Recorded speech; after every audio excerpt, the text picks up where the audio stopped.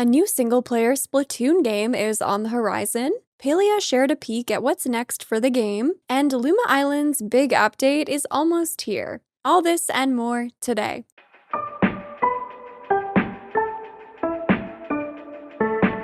Hello friends, Sarah Sunstone here, bringing you the latest gaming news with Sunnyside Up. Today is June 16th, 2025. Starting off with some news for the Nintendo Switch 2, the console has officially sold over 3.5 million units worldwide in its first 4 days after launch, making it the fastest selling Nintendo hardware ever globally, which is very impressive and honestly for me a little bit unexpected, but I think that does go to show that Nintendo really did prepare for the launch and they had lots of units available clearly, so hopefully they'll also be able to restock soon for those who are unable to get their hands on a console. Now it seems like Nintendo is keeping up the momentum that they have with this launch and has shared a really exciting announcement about an upcoming Splatoon spin-off game. Splatoon Raiders was announced as the first ever Splatoon spin-off and is coming exclusively to the Nintendo Switch 2. In this title, players will step into the role of a mechanic and will go on an adventure in the mysterious Spiralite Islands alongside the Splatacular Deep Cut trio. The brand new protagonist for Splatoon Raiders has been revealed, who is an expert mechanic with a mysterious background. The team also shared that this floating ship-like structure will serve as the mechanic's base, and revealed one of the settings in the game, which is an island with a unique atmosphere. While everything shared so far has very much been just a teaser of what's to come for Splatoon Raiders, I'm really excited about this because it looks like it's going to be a single-player experience, which I would definitely be on board with. While Splatoon has always looked really fun to me, I personally don't play too many PvP games, and so I would love to dive into the Splatoon universe with something that's more campaign-focused. So I'm really excited to learn more about this title and hopefully play it on the channel when it releases. A Nintendo Switch 2 edition was also announced for Tamagotchi Plaza, which is the latest and completely new title in the Tamagotchi Connection Corner Shop series. In this title, you'll help serve Tamagotchi at 12 unique shops and grow their reputation, enticing new Tamagotchi to visit your shops. You can also interact with Tamagotchi, solving their problems and making the shops thrive and the town super lively. For the first time in the series, offline 2-player mode is also available for some shops, and while this game will be coming to the original Nintendo Switch as well, the Nintendo Switch 2 edition will have 3 exclusive shops, which offer some mouse controls in their implementation. I'm personally really excited for this game because I grew up playing some of the Tamagotchi Corner Shop games,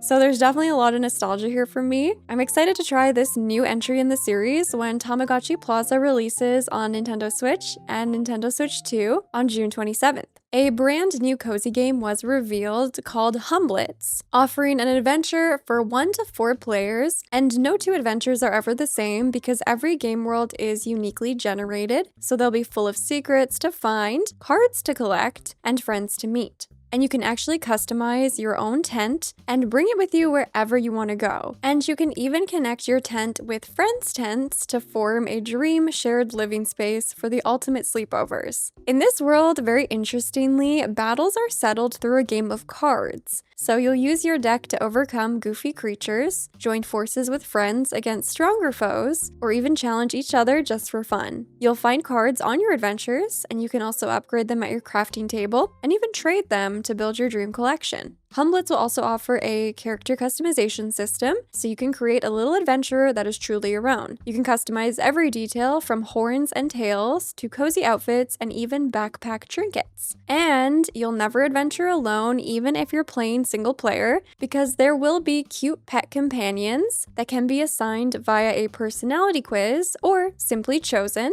And your loyal pet will actually collect resources, deliver items, and stay by your side wherever you wander. The team claims that there's no wrong way to explore, just pure cozy adventuring at your own pace. Humblets is about wandering freely, finding hidden surprises, and making memories along the way. While Humblets is still in early development, all these ideas look very promising, so I will definitely be keeping my eyes on this one to see how it continues to evolve. And on that note, if you appreciate being kept in the loop with these cozy hidden gems, variety games, and more, please go ahead and shine the lovely like button. And make sure to subscribe to the channel with your notifications on so you never miss a weekly episode of Sunnyside Up News. Next, the team at Singularity 6 shared a developer roadmap for Palia to give players an idea of what's on the horizon with regards to the game's development. While we just had the Radiance Rising patch, there are some exciting new features on the horizon. The one I'm most excited for is Animal Husbandry, which will feature Ormus and Peckies, and is planned to be released later this year. Now, the ideas for this feature are actually exceeding my expectations because it looks like we'll be able to potentially breed these animals to obtain rare traits, and the team shared that friends will be able to help you take care of the animals, which I think is so precious. They also shared that more types of animals are planned for the future, but it does seem like the Ormus and the Peckies will be available with the launch of the feature. They also shared that friendship quests are in the works for Ulfe, which is the most recent addition to the cast of NPCs. These quests specifically are being partnered with an update to the main story to further explore Elderwood, so we will have to wait just a little bit longer for that. It was also shared that they're working on a new system to deliver small bite-sized narrative quests with every single patch. Although this won't be ready just yet, in the near future we can start to expect every patch having actual narrative quests, which is awesome, and something I feel like has been very much lacking in previous updates.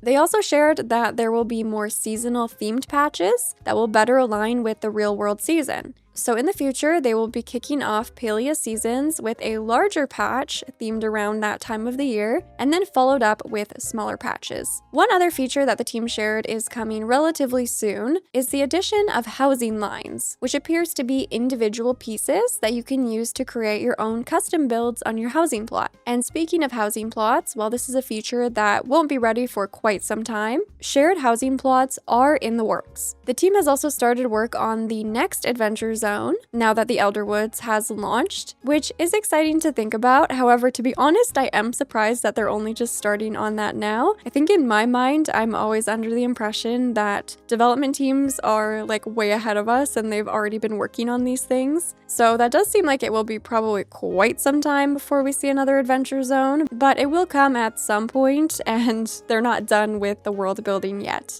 I have to say I really appreciated this development roadmap, and especially the fact that they addressed so many of the hot topics that I think players are constantly wondering and speculating about. It's really nice to have that acknowledgement and a line of communication. Now this week, Luma Island is launching the game's first major update. It's a completely free expansion to the base game, and it's called Luma Island Pirates. This update is going to feature a brand new pirate zone, which includes minigames, temples, and traps. There will also be a brand new profession, a new farm layout, and even new decorating options. There will also be new outfits and accessories, plus you'll be able to change your outfits whenever you want with a new wardrobe item. There will be all new Lumas and unique Luma powers. There will also be some quality of life improvements like a full screen map with markers, and then additional difficulty modes all the way from cozy to hero. Now, a couple things you need to know ahead of this update. First of all is that you have two options for playing the expansion. If you want to bring your progress with you, you can. So most of your inventory items will be carried over, and everything placed on your farm will be safely packed into a special chest on your new farm, such as animals, crops, buildings, and more. Certain items like tool upgrades and crafting benches will be refunded as resources and money, which can also be found in that same chest. If you've been playing in multiplayer, all players will be refunded their items, so you don't need to worry.